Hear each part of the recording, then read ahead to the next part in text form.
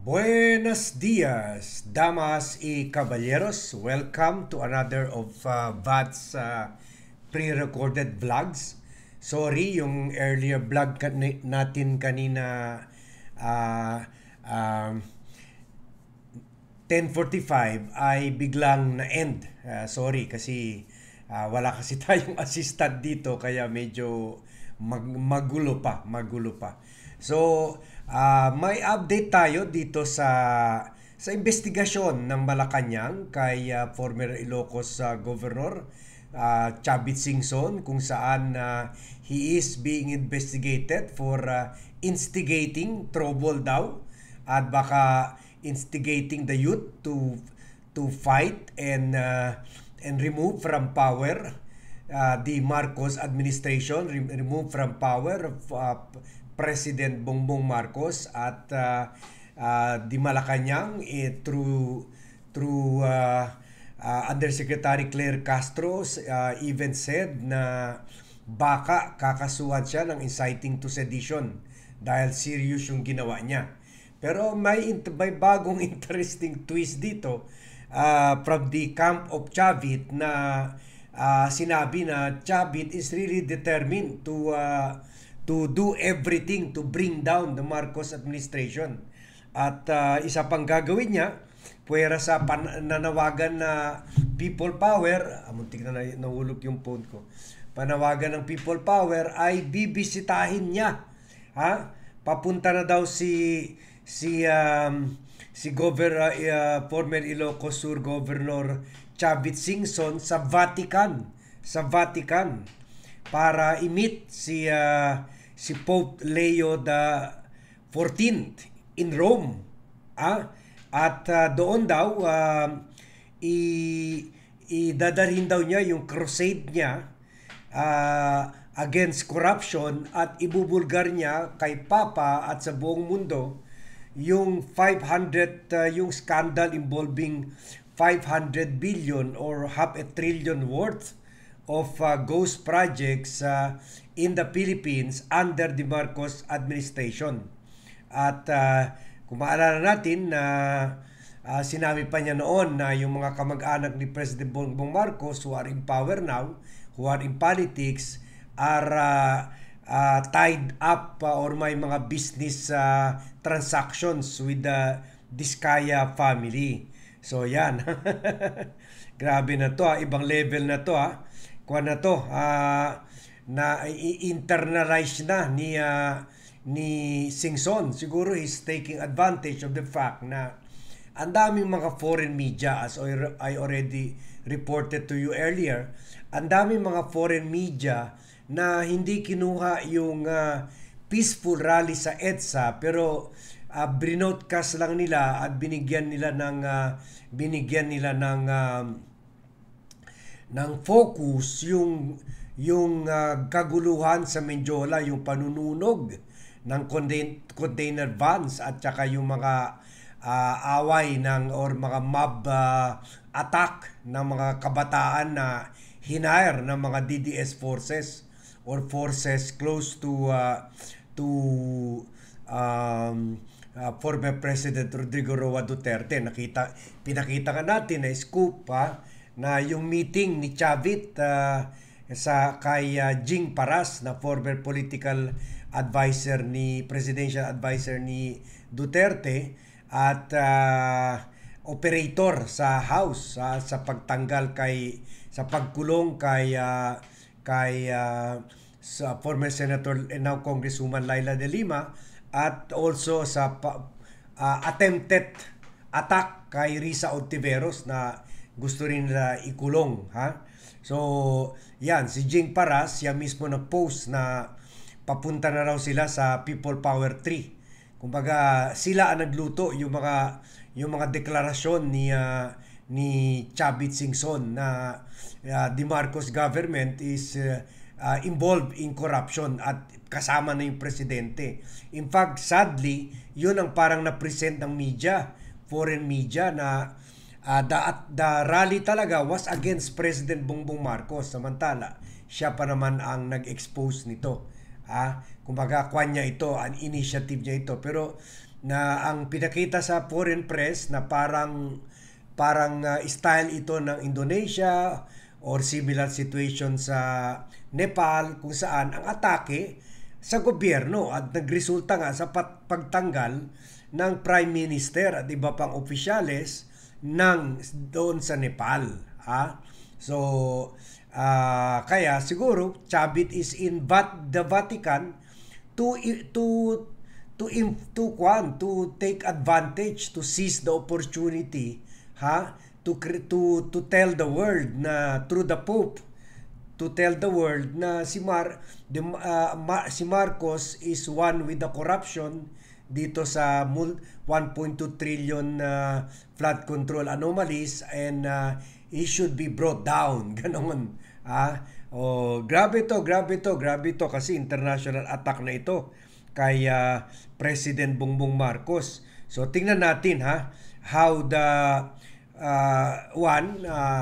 how I wonder kung paano nakakuha ng appointment si Chavit Singson. 2, kung matuloy ba yung meeting. 3, kung mabulong ba niya kay Pope yung ukol sa di umano massive corruption dito sa Pilipinas. 4, kung mananawagan ba siya ng press conference sa mga foreign press o mimit ba niya yung Vatican press to declare this or to bring forward to the world his attack against the Marcos administration, especially yung alleged links nito sa katiwalian sa pork barrel. Yan. So we will watch that yung internalization of the local problems dito na dinadala sa foreign press and sa foreign media. We will see how that will fare. And especially kung makakuha pa talaga siya ng audience with the Pope. We will see. Although inanunsyo na ito ng kampo niya sa mga sa media. Although hindi ito na play up masyado ng media. So another thing, instead of backing down sa atake ng Malacanang, meron pa siyang counter attack ngayon. Meron nanawagan na siya for revolutionary government, na really showing na involved talaga siya dito sa mga initiative to bring down the Marcos administration.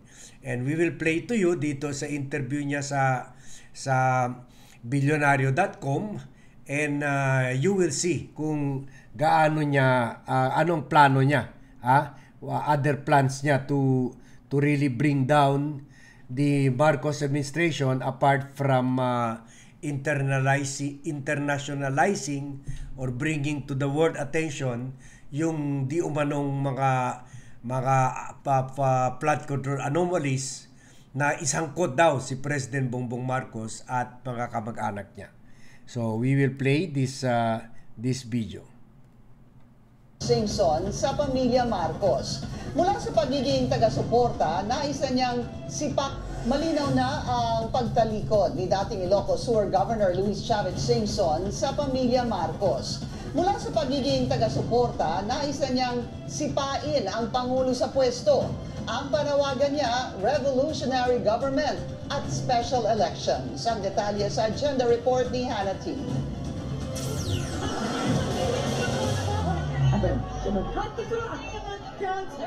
Matapos puksain ang mga nagpoprotesta sa trillion peso march sa EDSA White Plains kahapon, lumitaw si former Governor Chavit Singson sa at the forefront ng Billionario News Channel para ipaalalang kaisa siya ng mga ayaw sa Marcos administration at dapat palitan na raw ito. Ang suggestion ko, it should be a meeting. Tanggalin si BBM, tapos mag-meeting ang military, police, and all the justices, Supreme Court justices, and all the religious organization to form a new government. So parang revolutionary government. Revolutionary government. Dapat daw humingi ng tulong mula sa mga nasabing individual. Temporary lang naman daw ito at saka magkakasana ng special election. Habang binabaybay ni Singson ang White Plains Avenue kahapon, hindi nakapagpigil mag-boo at chant ang ilan sa mga nagprotesta habang tinuturo si Singson.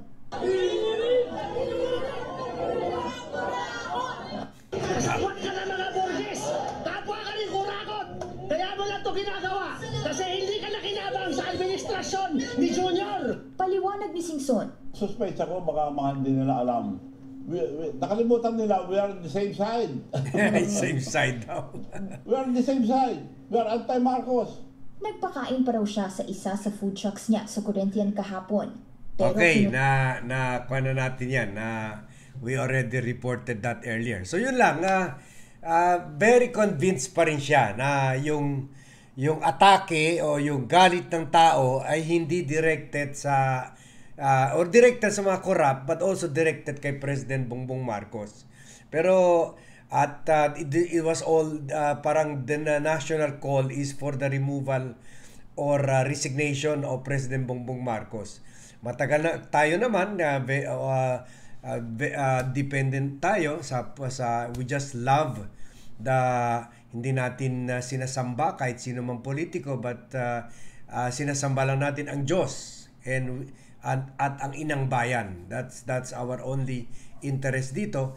Tayo naman sinasabi na natin may kasalanan rin si President Bongbong Marcos, pero for now hayaan na lang muna natin siya matapos yung termino niya, because kung matanggal siya o mag-resign siya, ang magte-take over syempre mag-assume office si Sara Duterte, and we don't like that too.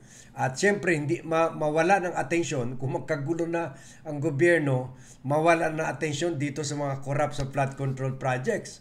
So swerte naman nila, lalo ng mga senator at congressman na involved dito.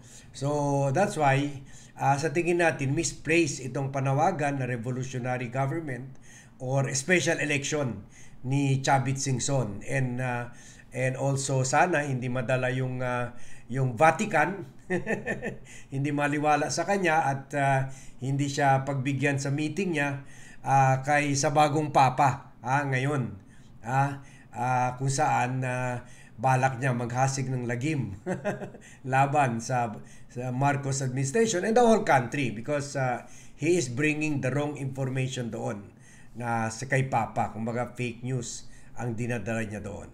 So yun lang po muna ang quick update natin dito. We will give you more updates and analysis later kung may time na tayo. So thank you very much everyone for watching. Thank you very much for joining me in this vlog, and see you in my next vlog.